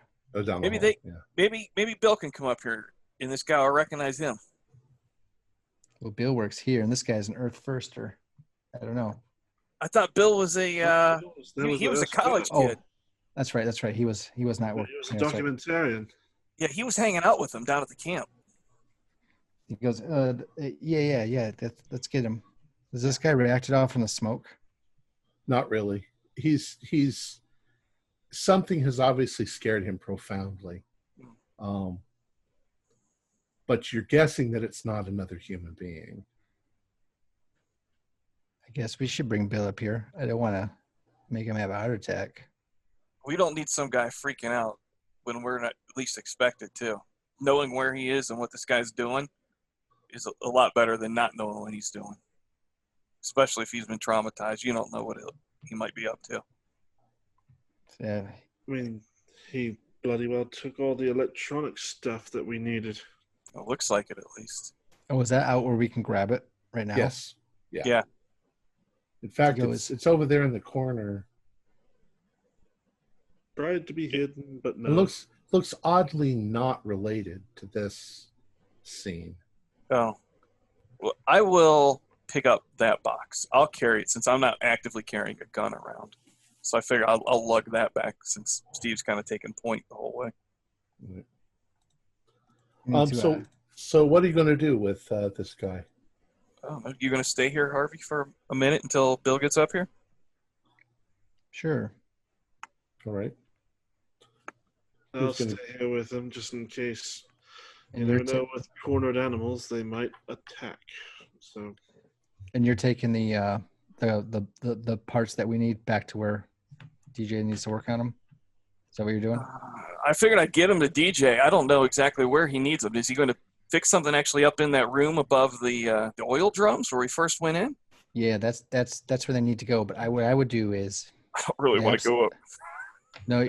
He's like, it's a real bad mess upstairs. Someone got hurt real bad. I would just put them parts maybe at the bottom of the stairs and leave them there for DJ, and don't go up if you don't like seeing bad things. Well, if DJ's still working on the cat, I can hang here for a few more minutes. I'm not in that big of a rush, and he can't get to these parts any sooner. So we can make our way back to one of those spots as a group. Well, somebody needs to get Ben and Bill. Okay, they wait know how to get up to where we are? Well, you can contact them, but they're Radio. across the thing and down the stairs. Yeah, Ben has the radio on him. Just Yes. So does radio Harvey. him up. Or no. And you've got one of the radios, Harvey and Steven. I don't have a radio. That's why I haven't been calling out to them. I think DJ, Ben, and Steven have the radios. we do. All right. So you contact Ben. Contact me. Get him up here. All right, I'm away. You said grab Bill? Yeah. Right. All right. And grab Bill's Bring the somewhat F- he says, what? Dude, are we going to get out of here? We got to get out of here. Yeah, we're gonna get out of here, Bill. We they said something about like you have a friend maybe here. He just keeps looking out the window. What? Everybody's dead. Well, let's come on over here to this other building right here, and then we'll try to make our way out of here. All right. He continues to look nervous. Okay. I'm gonna walk on his right side while we're going up the stairs, and then All right. I'm gonna try to like block his vision of the guy that shot himself as best as I can. Okay. All right. So he follows you up. He gets. You take him across to the data storage room, and he's like, "What? What do you want? What do you want?" Oh, he probably got the smell too, like I did when we walked in. Yeah, probably, but he didn't have much of a reaction to it. There's no windows up here, so he's like, I can't see outside. Kind of like, what am I supposed to be looking at? oh, there's a friend downstairs. I think let's head downstairs. No, it's upstairs. Upstairs. Oh, okay. All right. Where? Barricade What himself do in you the corner. what do you want me to look for? So we're all in the data room together. What am I supposed to be looking at? This chap behind You the gotta- barricade over here. You're muted, Harvey. Saying the same thing, yeah. Just Yeah. look at him. He looks over and he goes, "Yeah, so there's a guy. Don't know him at all. I've George, maybe." George. Hey, George. Is your name George? No reaction from the guy. It's almost like he's catatonic, but he's not shaking as much as he was now that Hey, you Bill. guys have been talking. Hey, Bill. You know how we didn't leave you back at the camp by yourself, scared shitless in the middle of the woods? We don't really want to leave this guy up here totally fucked up in the head either. And we're hoping that he might recognize you. Could you at least try to talk him to where he can come down with the rest of us? Hey, guy, why don't you come out of there? Yeah, he doesn't want to come out, obviously. You guys are going to have to pull him out. Look at the two security specialists and like, Oh, Ready You have to to cross. move these first filing step, cabinets out of the way. move them out of the way, and then I'll try to persuade him to get up. Okay. I do have persuade. I'm just not entirely sure, like, how to word what It's I'm wanting to convey. it's like dealing with a frightened animal. Right. But when you move towards him, he reacts a little frightened, but then he sort of calms down as he's staring at you. Maybe he's Right. realizing you're a person. Easy. Do a I don't know what would be a good one, persuade or charm or I have persuade. yeah, do persuade. Not a very high Imitation. persuade, but I have persuade. That would be negative, Captain. 85 out of 40.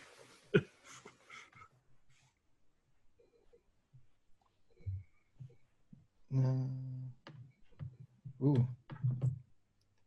So you try to carefully talk him. Oh, Oh, got a phone. you got a phone call.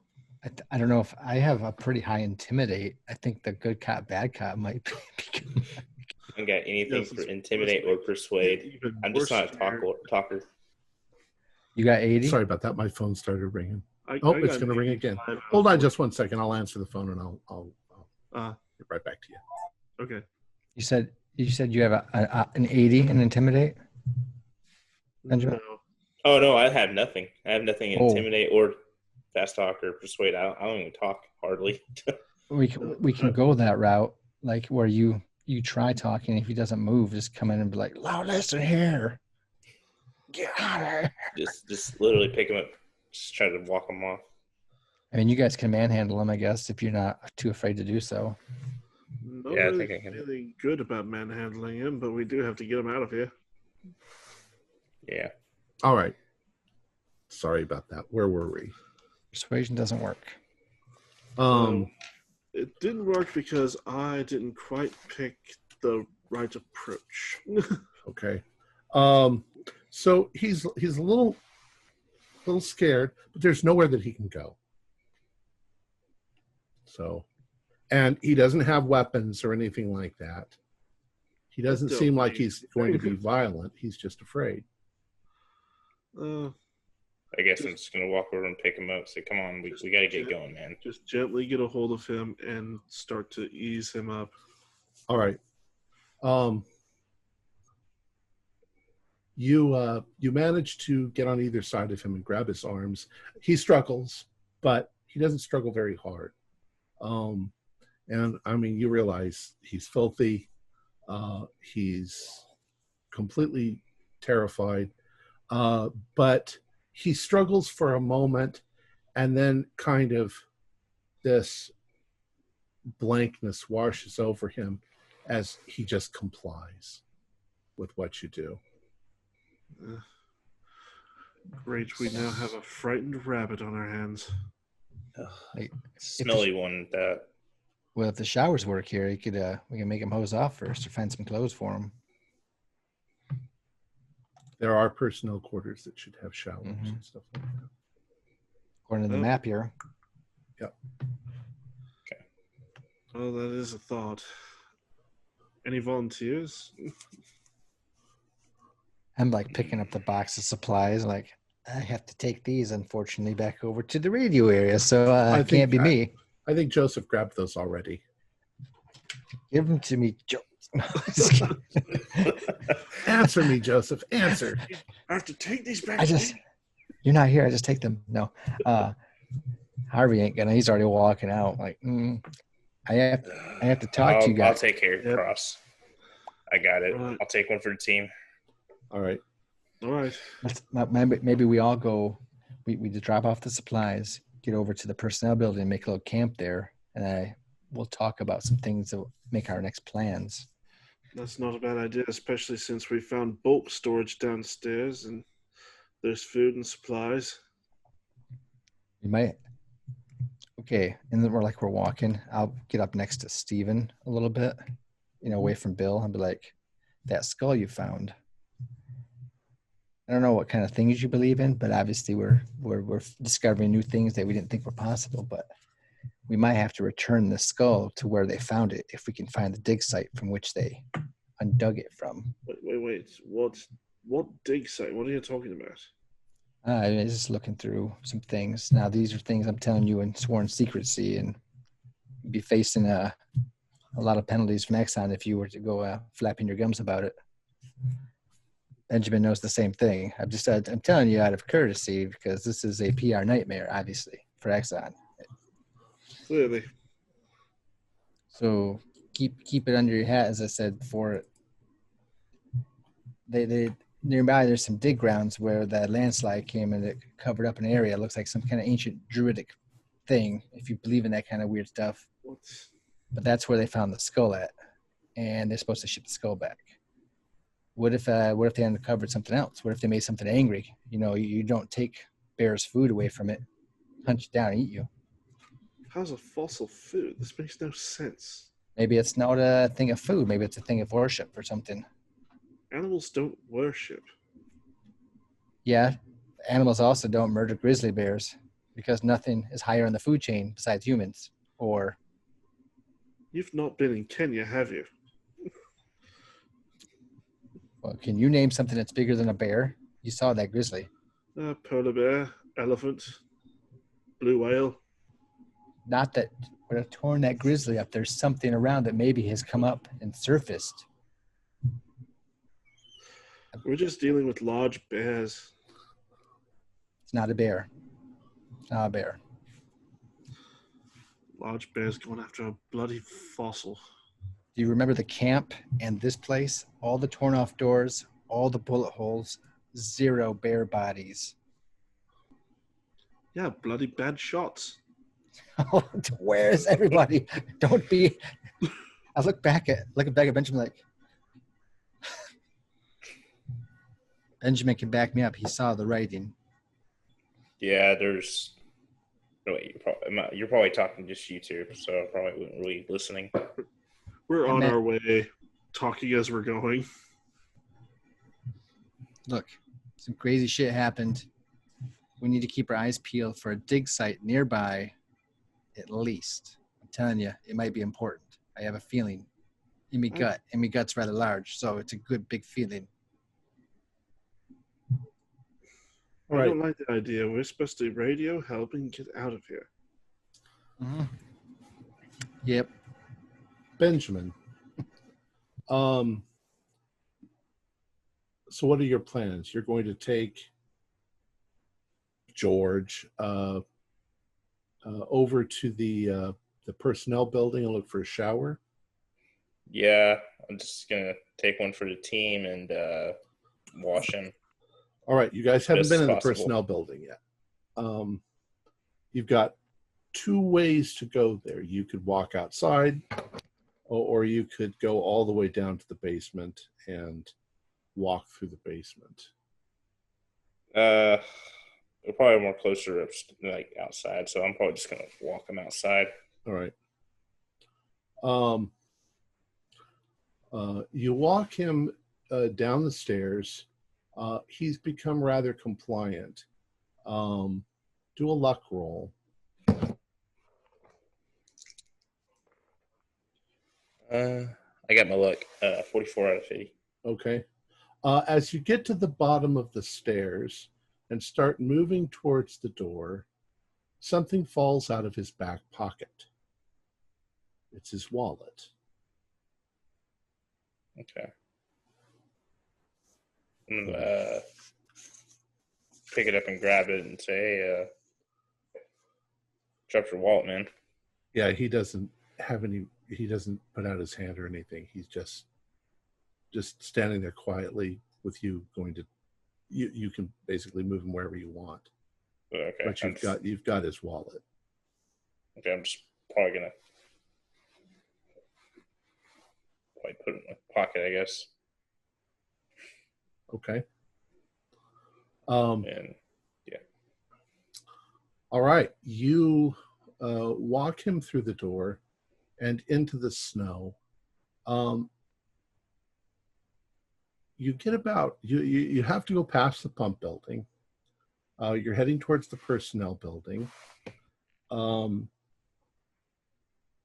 There is damage to the outside of the personnel building that you can see, but all of the storm shutters have been closed. And the door is, once again, obviously something has gone through these buildings. You can see that the door is just hanging barely on its hinges. You open it up. Right inside the door, relatively unharmed, is kind of what you would call a common room. There's a place where people can put their boots and their jackets and hang them on the wall. There are a number of very heavy coats hanging there. There are snowshoes and things like that. And then on a larger scale, there's also, you can see there's stairs going up and stairs going down. There's also a couple of lounge chairs, and there's a big screen TV on the wall, and a VCR. And the room is fairly warm. There's a hallway, and if you recall from the map on the wall, the kitchen should be on your right. There should be a couple of bedroom bedroom things on the left, and there's a bathroom down at the end of the hall. I'm probably going to take him to the bathroom at the end of the hall where the showers are. Nice. You can tell that there is some indication that there's been some fighting and struggling going on in here as well. There's damage to the wood paneling, there's damage to the carpet, but there's no tremendous amount of damage. You get to the bathroom, the lights work, and the bathroom is relatively clean. It's like you go in and it's the toilets and the restroom, and then the showers are over on the back side. Water seems to be working. Hot water seems to be working. Okay. So what do you do? I'm going to have George go in and, just set him in the thing, say, just turn on the water, have him sit there and say, just try to scrub yourself if you can. I'm going to try to find some clothes or something that you can wear. All right, so you're going to strip him? Yeah. Yeah, because he doesn't seem to be reacting. Yeah, he's filthy. It's not pleasant. But you feel kind of sorry for him. He strips okay, but he just stands in the water. Maybe that's fine for now. Yeah, that while Right. he's standing there, I'm going to probably try to find some clothes and stuff. All right. You step out, and as you step out, he suddenly stops standing in the water and starts to follow you. Like he's now your puppy dog. You're the one who's taking care of him. Do an idea roll. Okay.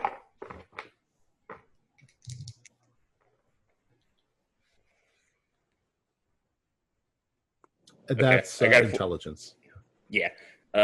43 out of 65. All right. Suddenly dawns on you that you have his wallet. You have all of his information. I'm going to pull it out and just look at his ID. And You look at his ID, and you already know what he looks like, but I'm going to show you this. This is what his picture in the ID looks like, and it lists him as Daniel Baxter. And he is from Vancouver.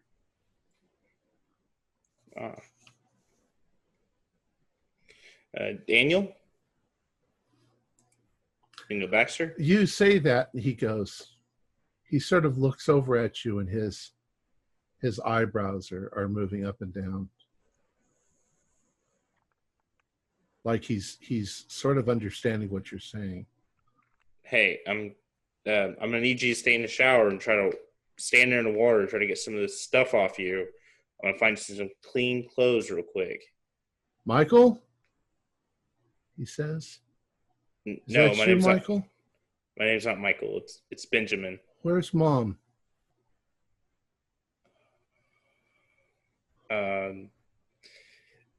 Mom said that you need to go take a bath.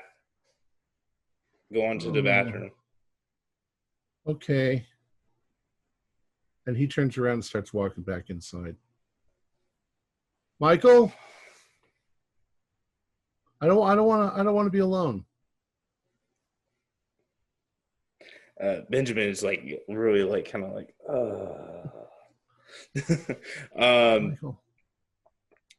Michael come check on you in a little bit. Just go on, get some, just scrub a little bit or something. Michael. Where's Patricia? Why isn't Patricia here? She's supposed to be here. You know, sis. Yeah, she's run off somewhere. What she's run off with that guy that Mom doesn't like. Yeah, they're supposed to be back by dinner.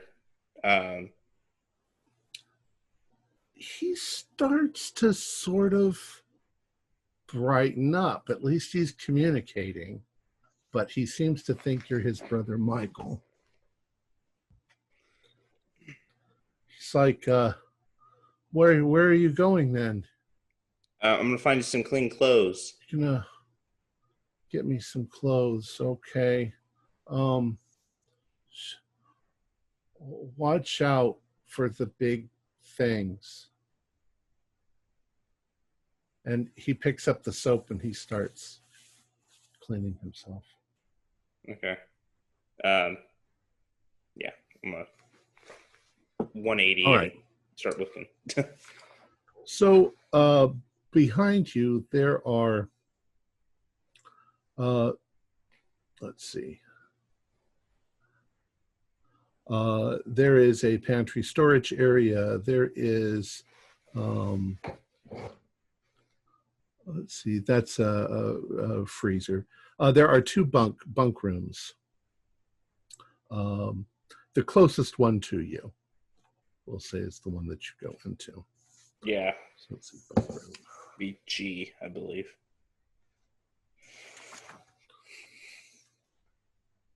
Yeah. You go into bunk room 1, and it is it's kind of what you'd expect. There are actually 3 bunks on the wall, 1, 2, and 3, with a little ladder going up. So 3 people slept in here. There's a chair. There's 3 shallow lockers. And there's a foot locker. Go ahead and do a spot hidden roll. I got 53 out of 65. Okay. As you're looking around, you find some pants and some shirts, some corduroy pants and some shirts, something that you think will probably fit in. You probably find a drawer with some underwear in it as well. So you head back to him, and when you come inside, he's in the water. He's cleaned himself pretty well, and he's looking very confused. Like, what? Why am I in the shower? Why am I in the shower? And he looks at you and he's like, Mike? Mike, are you my brother Mike? No, sadly, I'm not. Mike. Here, I got you some clothes. So he dries himself off and puts on the clothes. And he's like, this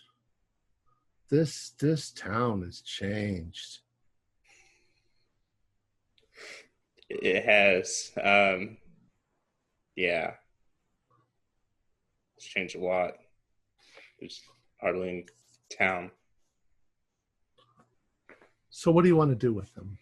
I'm probably going to go call the guys and ask where we're meeting at. And I'm also going to, like, especially, like, when next time I say cross, I'm just going to eye him hard, like, oh, yeah. I mean, didn't we follow you to that building, or did we? I don't know if you guys followed or you guys split off somewhere else, or... No, he went by himself. Well, unless you wanted to follow him. You guys were getting the parts to DJ. Well, I guess Joseph had the parts. Okay. Yeah. Depends on what he did with them, I suppose. Joseph, did you take those parts over to DJ, or did you take them to the pump station? Fred? I did not. I was wherever Stephen was, and I think we were going to make our way there, but I don't think we actually said we did that yet. Okay. But I thought that's what we were going to do. I figured we'd just go back. Yeah. Well, Benjamin took. Well, now we know it's Daniel. Benjamin took Daniel to get him cleaned up. He went by himself with him. And I was left up there with Harvey and Steven then. Okay, you, Stephen, and Harvey. You, Harvey, Stephen, and Bill are still upstairs. Bill, And DJ is in the garage, So, all by himself, working on. so that was my thinking. I didn't want to leave him alone there, but then again, I didn't want to walk back alone either. So I didn't just go back by myself. So, if you go outside, you can go by the garage, drop off the parts, and then go to the personnel building where Benjamin went. That seems reasonable. And then if anybody wants to hang with DJ there, so he's not alone. Yeah. Which Stephen will. Stephen will hang out with DJ while he's working on the snowcat. When you come across me, Okay. I am humming "Another One Bites the Dust" by Queen. Okay. You guys are pretty tired, obviously, from not only from physical exhaustion, but just from the terror of exhaustion. All right. So DJ, you are in the garage working on the cat. Stephen, you're going to join him. Joseph and Harvey and Bill are going to go join Benjamin and Daniel in the personnel place. All right. Before we finish, all right. Joseph and Harvey and Stephen, Joseph and Harvey, you go over to the personnel building. And like I say, you walk in the front door. There's stairs going up and stairs going down. Looks like there's a VHS video tape player. VHS. VCR. VCR. There you go. Jeez, it's been what, 30 years. This room actually this building looks to be the most comfortable. Obviously, this is where these people live. And as you are walking in, you see Benjamin and Daniel coming down the hall towards you. And Daniel's like, "Oh, there are other people," as he walks forward. And we have Bill. We have Bill with us, right? Joseph and I do. Correct, right. And he's like, "Oh, you have other people." And he looks around and he goes, "I thought maybe those things got them all." Nope. And he just sort of stares off into space. What do you guys do? So he started talking. Yeah, his name's Daniel. Daniel, his last name. What? Extra? When you say that, Bill goes, "Oh yeah, Daniel. That was his name." Good. Yeah, thanks, Bill. You son of. Dang you, Bill. You're the worst. Anyway. Bill goes, "Hey, Daniel, do you remember me?" And Daniel looks up at him and he goes, "Who are you?" He says, "I'm Bill, remember?" And he's like, "Who are you? I don't know any Bill." Daniel's still in some pretty significant shock then.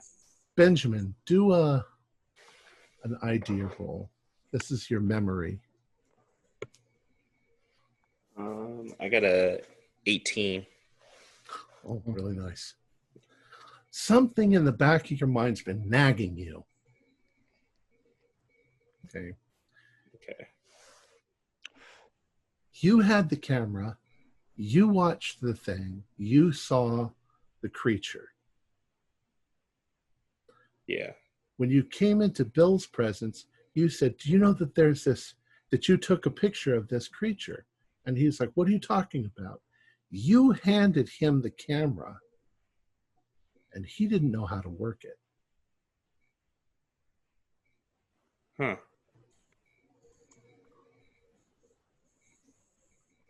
He didn't know how to work it? He didn't know how. He handed it back to you, like, show me how, like this. Like, he said it was his camera, but he didn't know how to work it? Oh. Make that connection. Oh! I think we'll You don't- leave it at that. That actually clicked for me. I was just like, wait!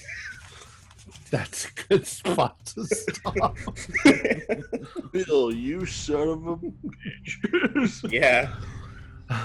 Our players included Fred Carter, Lucas Glasshauer, Josh Harwood, Jeff Beck, and Dakota Davis, with yours truly as the keeper of the secrets. We're currently producing up to 4 shows a week with music and sound effects added in post-production in order to create a richer listener experience. We provide audio-only versions of our shows free for you to download from Podbean or iTunes. The costs involved with the show are provided almost entirely by our patrons. Without them, we wouldn't be able to do what we do. If you'd like to help support our show, please visit our Patreon account. Just $1 to a month helps us a lot.